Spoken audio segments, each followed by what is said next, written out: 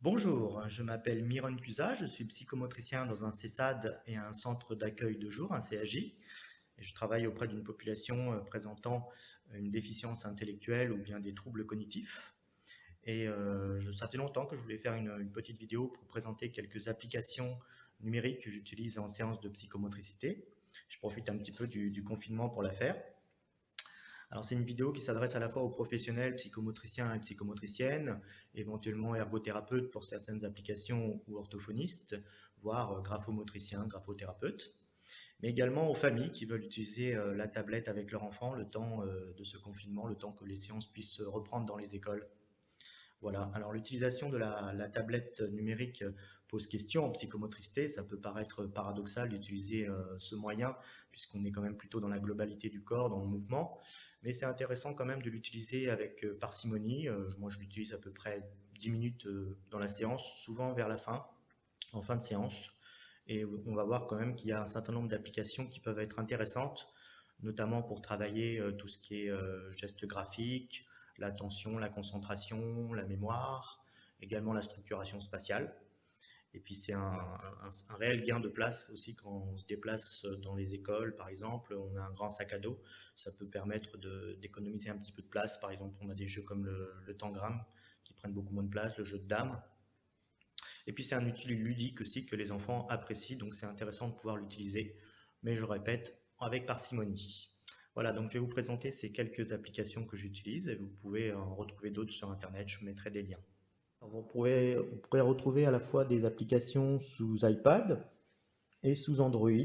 Moi, j'utilise pour ma part une tablette Samsung, donc c'est des applications qui fonctionnent sous Android que vous pouvez télécharger sur Google Play. Mais la plupart, vous les retrouverez également sur iPad, donc on peut les télécharger également si vous avez une iPad. Alors, on va commencer par les applications qui concernent l'attention et la concentration. Alors, vous en avez un certain nombre. Donc, une des plus connues, c'est Simon App, que vous trouvez aussi en jeu de plateau, elle est assez connue. Assez facile d'utilisation en plus, très simple, puisque vous avez 4 couleurs qui vont correspondre à 4 sons différents, et c'est un enchaînement qu'il va falloir retenir. On appuie d'abord sur Start, vous avez donc un petit carré qui s'est allumé, on reproduit, vous en avez un deuxième, donc c'est tout un enchaînement qu'il va falloir reproduire.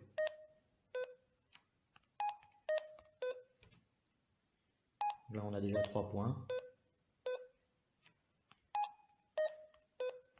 voilà 4 points, etc. etc. Et si on se trompe,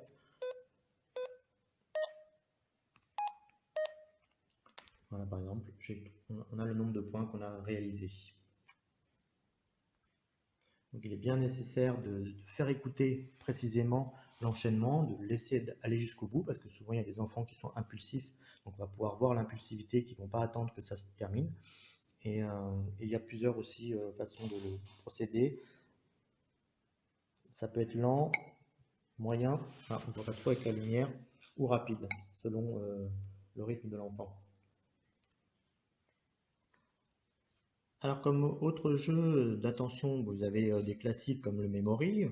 Ça, je ne vais pas trop la présenter parce que c'est assez connu, assez simple. Vous en avez plein de types. Donc là, c'est avec les animaux. Il faut retrouver les mêmes animaux. Voilà, ils disparaissent à chaque fois. Mais vous avez aussi des applications qui font le Memory sonore, donc au niveau des sons, qui font retenir les sons. Par exemple, celle-ci, Sound Memory Game.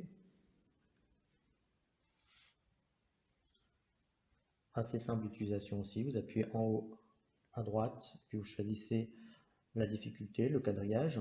Je vais en prendre une moyenne. Et donc, il faut retrouver tous les sons.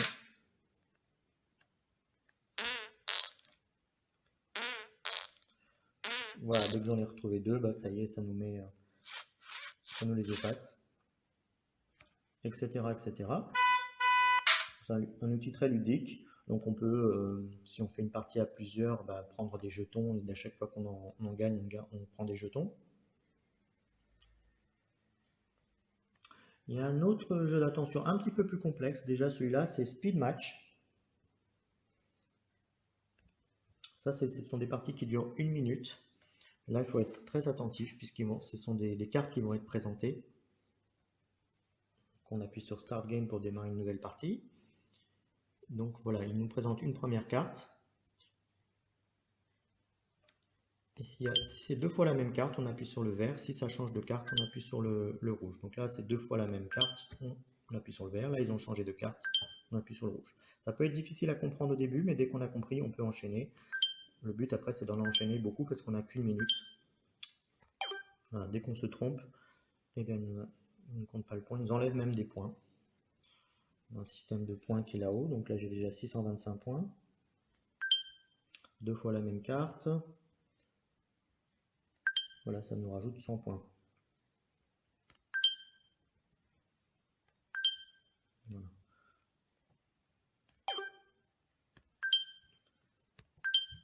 Donc le but du jeu, c'est quand même d'aller le plus vite possible parce qu'il y a une minute seulement. Ils vont nous donner un score.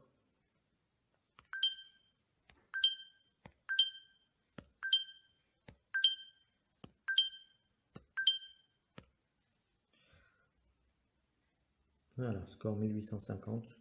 20 bonnes réponses et 2 fautes. Et on peut, l'avantage aussi, c'est qu'on peut sauvegarder le score et voir les records, etc., voir la file.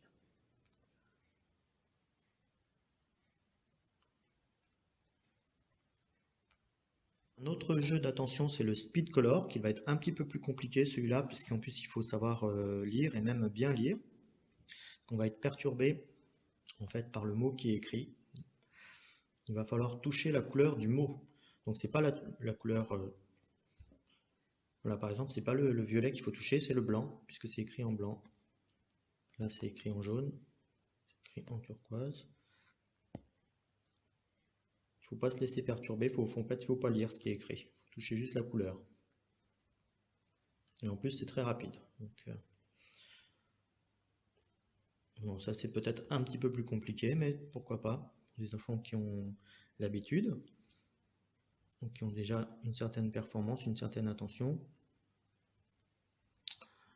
Vous avez sinon un jeu d'attention et de rythme aussi, qui est très intéressant, facile d'utilisation. C'est celui-ci. Alors, comment il s'appelle? Il s'appelle Rhythm Ship. Voilà, si vous voulez le télécharger.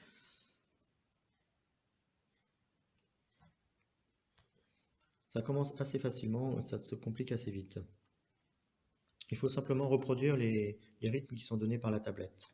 On appuie d'abord sur Start. Il va nous dire si c'est bon ou pas. On peut écouter également ce qu'on a fait et ce qu'il fallait faire. Voilà. Donc là, on a bon puisque les moutons sont blancs. Vous avez une version qui est gratuite où il y a un certain nombre de rythmes déjà et vous pouvez ensuite télécharger la version payante si vous avez terminé.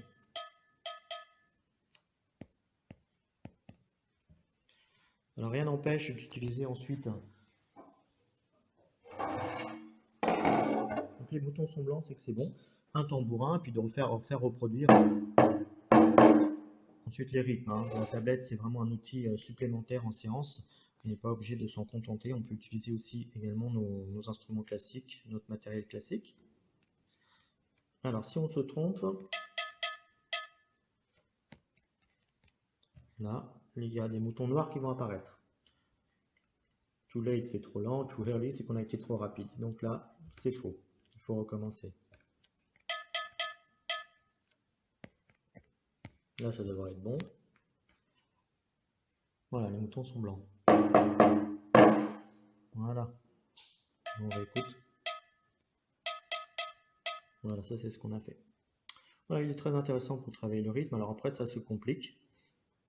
Ça vous rappelle sans doute pour les psychomotriciens et psychomotriciennes un certain bilan. Donc si ce bilan au niveau du rythme n'a pas été très bon, ben, bien sûr on peut utiliser cette application pour travailler le rythme. Voilà pour tout ce qui est attention, mémoire, rythme. Il y a d'autres jeux aussi de piano, vous pouvez reproduire des musiques, etc. Il y a plein de jeux au niveau du rythme qui sont intéressants également. On va passer maintenant au domaine de la motricité fine et de la coordination oculo-manuelle. en commençant par une application très intéressante pour le déliement digital, donc la coordination fine des doigts, qui est une version digitale du célèbre jeu Twister, qui se joue normalement avec les pieds et les mains. Là, il s'agira de jouer avec les doigts.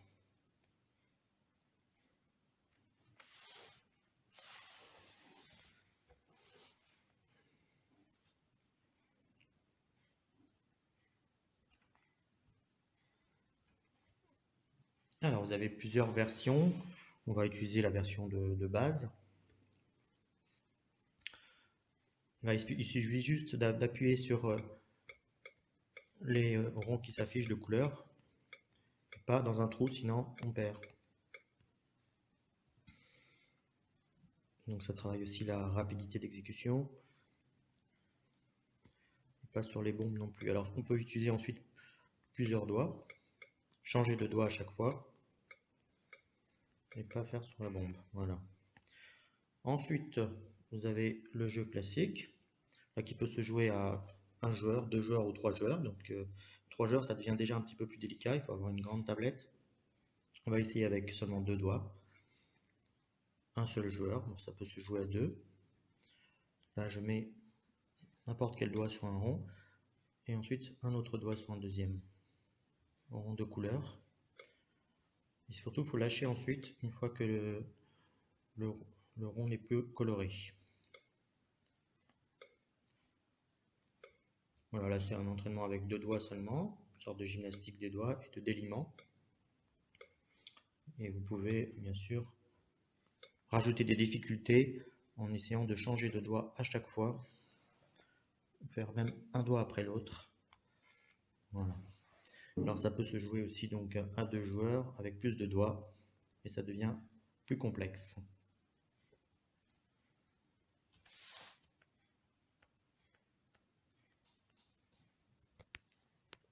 Alors, toujours en motricité fine, pour travailler la coordination oculo-manuelle, vous avez aussi un jeu de bowling sur Macma Mobile.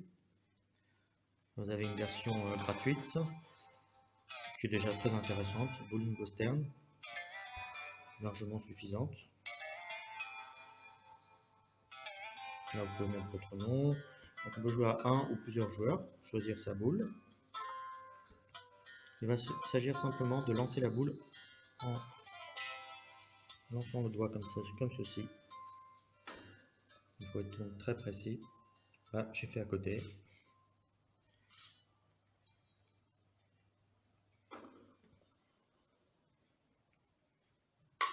Voilà, comme au célèbre bowling, vous avez 2 tours à chaque fois.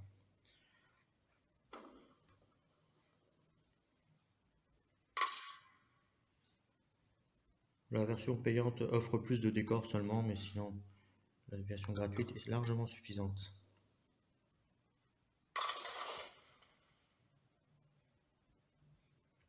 Voilà.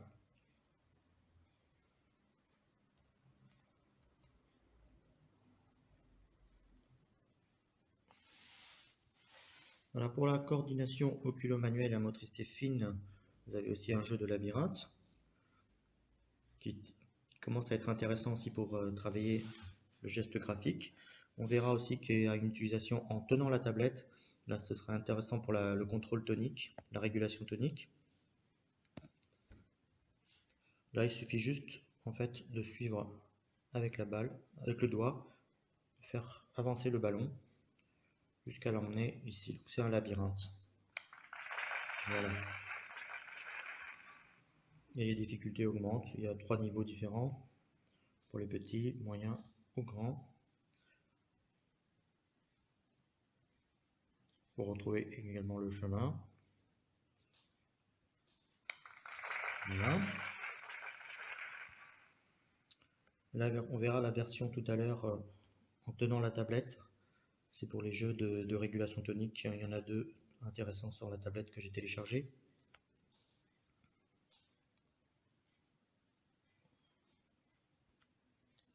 Autre jeu de coordination oculo-manuelle.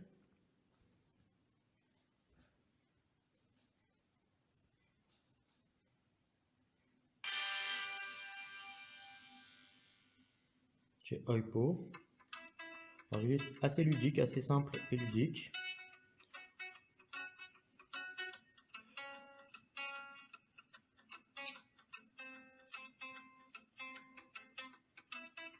Il faut faire juste suivre en fait. Il y a une belle musique qui accompagne en plus. Donc on peut avancer. Il faut faire attention de ne pas rester bloqué.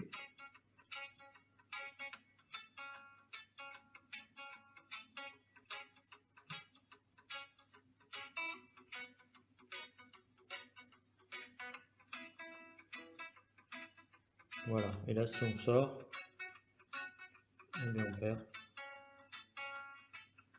Là par exemple si on ne prend pas à temps, on peut perdre comme ça. Alors le nom de ce jeu, pardon, je ne vous ai pas dit, il n'est pas apparu à l'allumage.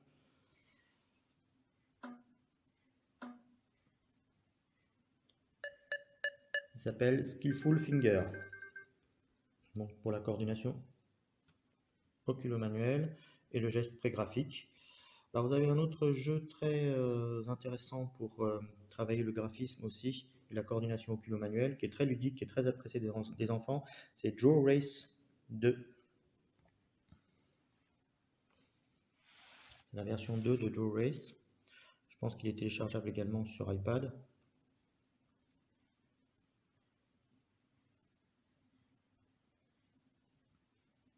Il peut être un petit peu long au démarrage ou même buggé. C'est un petit peu le souci.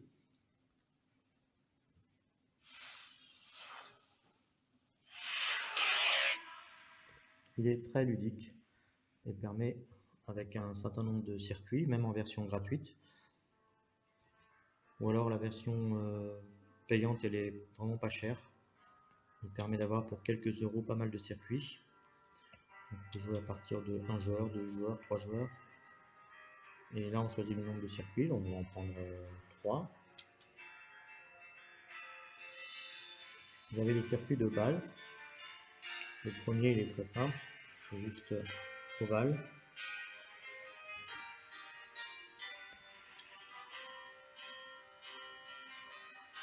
Là on va rentrer les noms.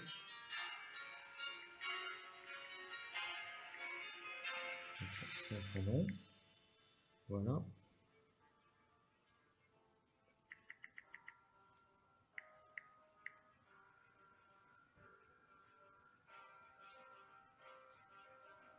Et on appuie là pour commencer. Donc il y a juste à faire suivre en fait la voiture dans le circuit en essayant de ne pas sortir. Il y a 2 tours à faire. Et ensuite la tablette va... Oh, il y a le deuxième joueur. Faire attention de ne pas sortir.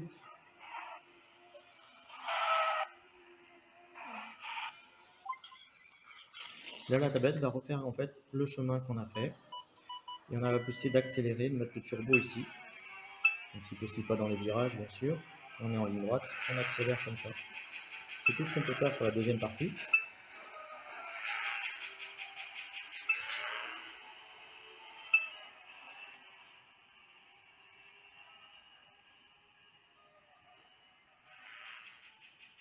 Voilà, la tablette refait faire en fait le circuit qu'on a effectué.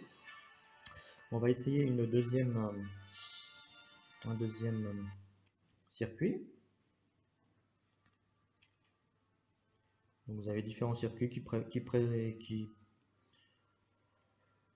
préparent au geste graphique en fait. Alors vous pouvez utiliser également un stylet. Donc là déjà on se rapproche un peu plus du geste graphique, même si on n'est pas tout à fait comme en écriture bien sûr. Ce sera plus comme un pinceau. On n'a pas le poignet sur la table comme dans l'écriture.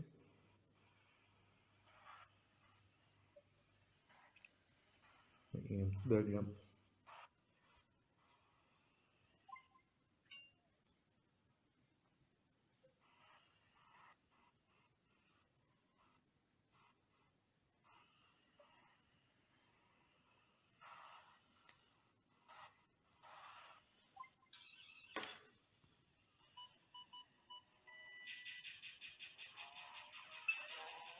Voilà. sur ce jeu.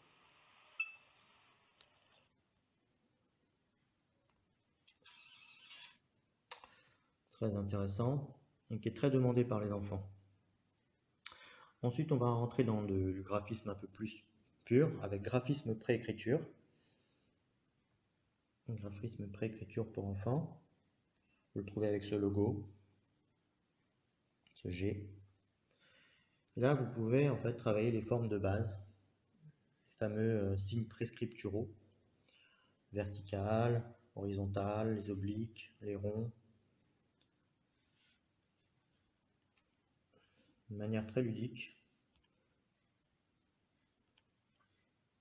Voilà, par exemple en faisant tomber la pluie, ça arrose des petites fleurs, c'est très ludique. On peut utiliser aussi le stylet. Je crois qu'il est temps que je le change, mon stylet. Voilà. Et vous avez toutes sortes de formes ainsi qui sont dedans. C'est très ludique. Il y a des petits animaux.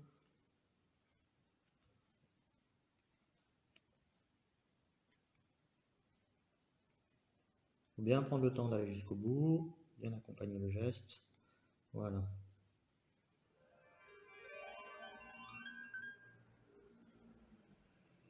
Voici tous les obliques. Il y a aussi les S, les serpents. Ski pour travailler les courbes, les vagues. Voilà.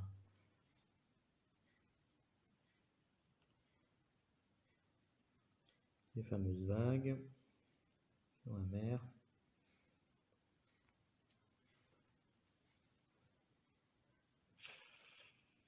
C'est très ludique, c'est apprécié également des enfants. Voilà pour le graphisme. Donc, graphisme préécriture. Vous avez aussi des formes libres si vous voulez faire des dessins ensuite avec ce que vous avez envie.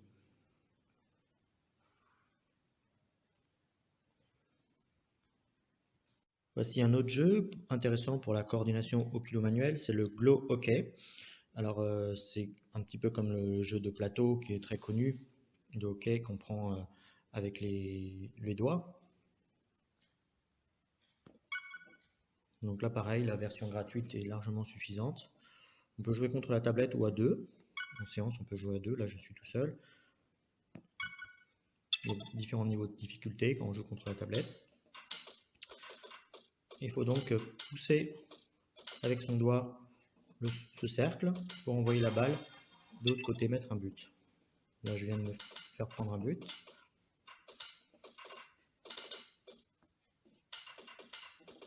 Et voilà, un partout. Ça va jusqu'à 7. C'est le premier qui arrive à 7 qui a gagné. Alors, on va maintenant voir le domaine de la structuration spatiale. Alors là, la tablette offre de multiples possibilités, de nombreuses applications. Et c'est un gain de place évident aussi. Alors, on va commencer par un jeu très simple de reconnaissance de forme édité par Nathan. Donc, ça s'appelle Forme, tout simplement. Il est assez simple d'utilisation. C'est pour les enfants assez jeunes, assez petits. Mais quand il y a une déficience intellectuelle, on peut aller au-delà, même pour des adultes.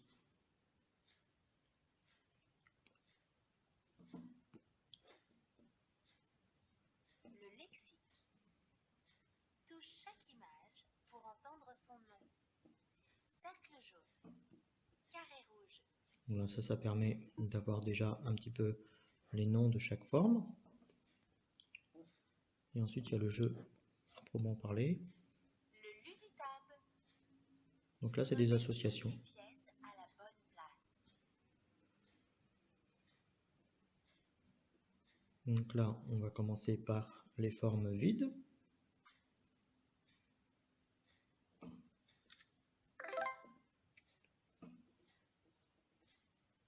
Le carré vide. Celui-là. Le triangle. Et le rectangle. Après, on a les formes pleines, etc., etc.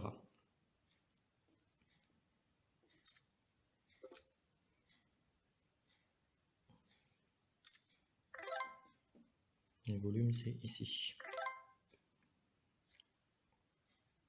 Voilà. Autre jeu de niveau assez simple pour la structuration spatiale est la collection figures, qui est aussi très simple d'utilisation pour les plus petits. Là, on peut commencer au niveau maternel.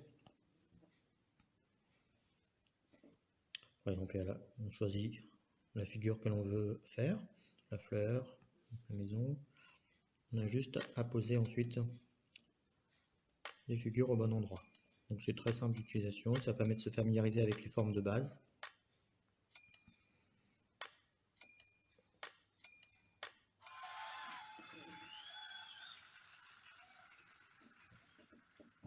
Voilà, celui-là aussi. Et ensuite, il y a des modèles un petit peu plus complexes.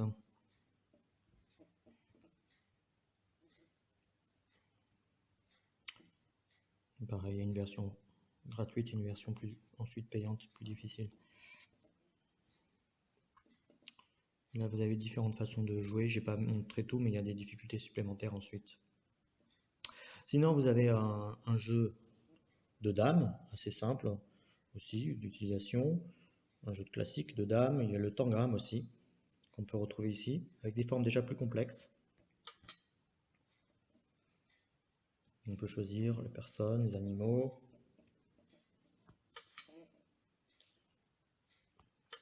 Donc c'est les formes classiques du tangram, mais qu'on retrouve ici. Voilà, on doit tout remettre à sa place, les faire tourner, etc., etc.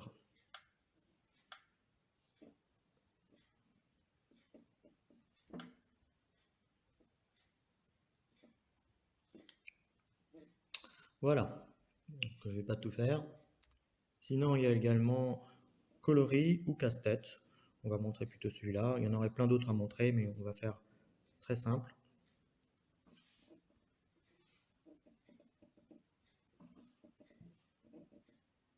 On va commencer le niveau novice.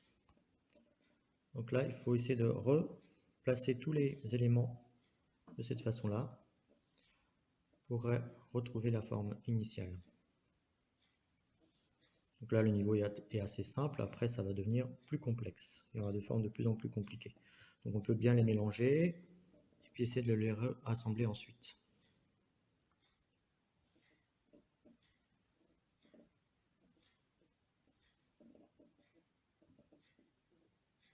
Voilà.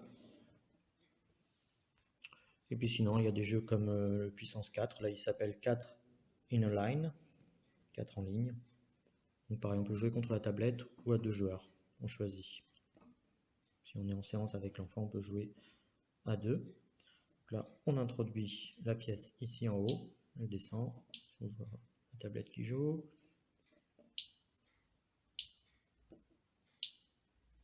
Donc je suis en rouge.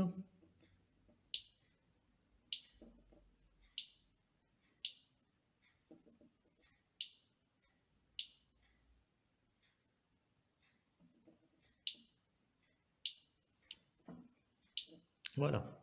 Voilà pour la structuration spatiale. Le domaine du bien-être avec des musiques de relaxation, puis différents sons.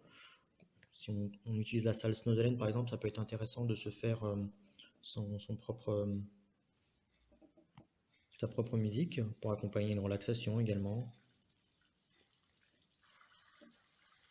On peut faire écouter ça en relaxation, puis demander ensuite quels ont été les sons qui ont été présentés. Il y en a pas mal dedans, dans la version gratuite, une version payante. Et sinon, il y a un petit jeu de yoga, mais il y en a plein d'autres. Je vous montre juste un exemple, pour les plus petits aussi. Un yoga assez ludique. Ça s'appelle Petit Yoga, tout simplement. Et donc là, il y a une partie qui est sous forme de jeu, et d'autres des postures à réaliser. Donc il y a un jeu pour retrouver les animaux correspondant à la posture.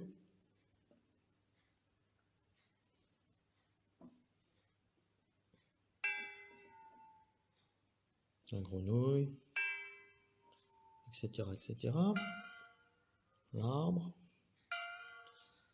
Et ensuite, il y a les postures qui sont expliquées, bien présentées, de manière très ludique. Donc on peut le faire avec l'enfant. Posture du papillon, par exemple. Il y a l'explication qui est donnée. La posture du papillon. Baddha Konasana.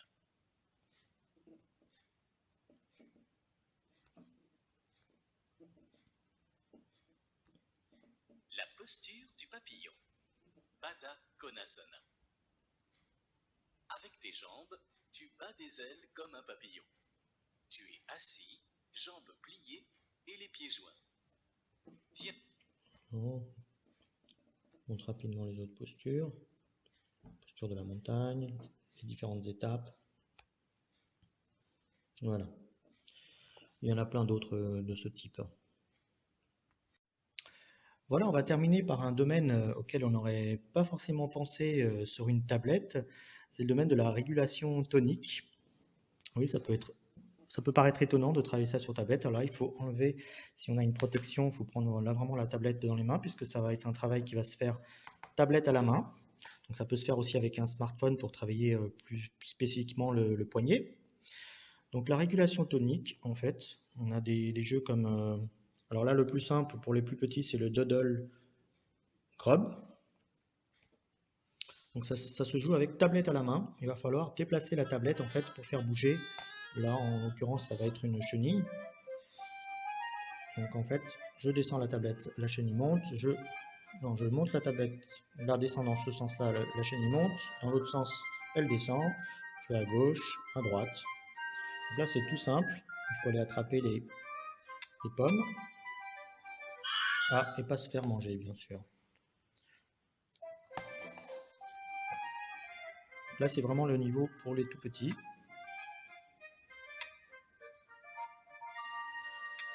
Alors, la régulation tonique, donc, ça va être la capacité de réguler son tonus, de l'adapter, de l'ajuster à la situation et au mouvement qu'on a besoin.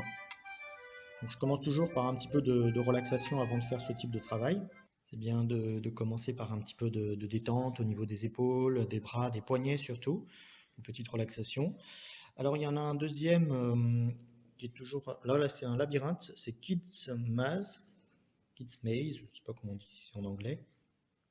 C'est le même jeu qu'on avait fait tout à l'heure, donc pour tout ce qui était gestes prégraphiques, coordination oculo-manuelle. Et là, on va utiliser donc cette partie-là qui se joue avec la tablette. Donc il y a 3 niveaux, petit, moyen ou grand. Je vais vous montrer le moyen. Donc pareil, il faut bouger la tablette pour faire bouger la balle dans le labyrinthe. Donc c'est un labyrinthe assez simple, celui-ci. Donc c'est le niveau intermédiaire. Normalement, ça se tient avec 2 mains là, mais là, je n'ai qu'une main. Forcément, c'est un petit peu plus difficile. Il faut réussir à faire passer la balle. Alors ça, je l'avais vu en jeu de plateau, un psychomotricien de l'éducation nationale. On appelait les RPM à l'époque, rééducateurs psychomoteurs. Maintenant, ça s'appelle des maîtres G, qui avait fabriqué ça lui-même sur un plateau, avec une bille et puis des bâtons. J'avais trouvé ça super, il me l'avait prêté, parce que j'utilisais sa salle dans une école.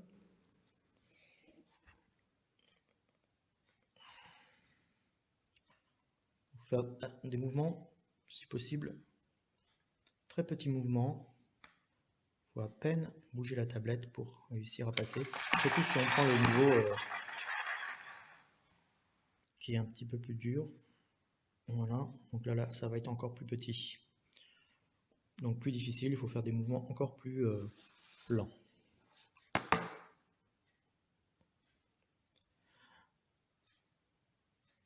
Et en plus, il y a le labyrinthe, donc il faut retrouver le chemin.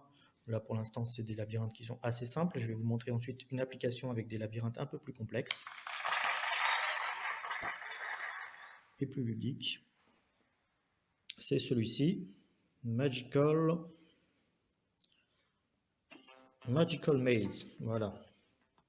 Donc là, c'est déjà des graphismes un petit peu plus élaborés, plus ludiques. Vous récupérez les 3 diamants. Alors, il vous les présente au début, le labyrinthe tel qu'il est. Donc, je vais quand même faire un plus simple pour montrer. On va commencer sur celui-là. Le premier niveau. C'est quand même déjà un labyrinthe plus élaboré. Donc, il y a les 3 diamants à les récupérer. Il faut essayer de se rappeler le chemin. Donc, il le rétrécit. Et on n'a que 3 minutes pour aller chercher tout ça. En plus, il y a des obstacles. Donc, c'est beaucoup plus ludique. Ça fait un peu plus jeu d'arcade. Donc, il y a déjà un diamant récupéré. Il ne faut pas tomber dans le trou. Donc, ça demande quand même un petit peu d'agilité. Voilà. Voilà pour la régulation tonique. Il y a d'autres types de labyrinthes du même genre. Voilà, j'espère que cette vidéo vous a été utile et que vous avez appris certaines choses. N'oubliez pas d'utiliser la tablette comme un outil en plus qui ne remplace en rien les séances habituelles de psychomotricité et d'utiliser cet outil avec parcimonie, juste quelques instants dans la séance, une dizaine de minutes par exemple. Voilà. Alors la vidéo est plus longue que je pensais, il y a vraiment beaucoup d'applications possibles. Donc je vais essayer en description de cette vidéo de faire un petit récapitulatif avec les temps, à quel moment de la vidéo vous pouvez retrouver tel ou tel domaine de la psychomotricité qui est travaillé, et puis de mettre des liens vers les téléchargements, les noms des applications. Voilà, amusez-vous bien, il faut que ça reste un outil ludique. On peut apprendre beaucoup de choses avec ces applications, mais l'important c'est aussi de bien s'amuser.